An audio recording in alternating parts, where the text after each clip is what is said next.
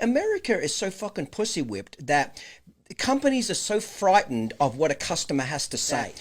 Companies are so frightened of what a customer has to say. You know, when some little old lady calls up and says, I'm not going to spend any more money with you, people fucking shit down their leg and run away. Well, it's a small minority.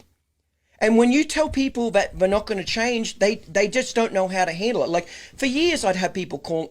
Here's what I learned about public appearances and shit. So I'd do a tour. And I'd have a couple thousand people show up. And I'd tell a fucking Arab joke or an Appaloosa joke or some bullshit, you know, and just being funny and fucking off. And I'd get back to the office on Monday and my office staff would come to me and say, oh my God, you got to put out an apology. There's so many people who are offended by this joke. The political correctness thing. And I'd say to them, well, first of all, I said, how many are calling in? Just lots. There's tons of people. And I said, okay. I tell you what I want you to do. Write down the name, phone number, and address of every person that calls in the next week that's highly offended and wants an apology. Write down their name, and at the end of the week, come to me and show me how big the list is. And at the end of the week, it was 3 people. So I'd say to my call staff, I'd say, this way before the app and everything, I'd say, okay, show me your list. There's fucking 3 people on it. And I'd say, so you're telling me 3 people out of 2,000 people didn't like the joke that I said. Is that right?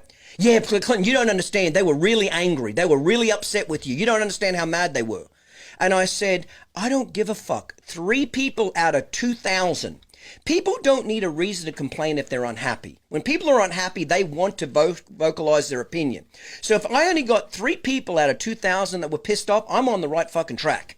Numbers do not fucking lie, but people do. When they came to me and said, you need to make a public apology, they'd make me act like there was fucking 1,000 people called in and signed a petition. 3.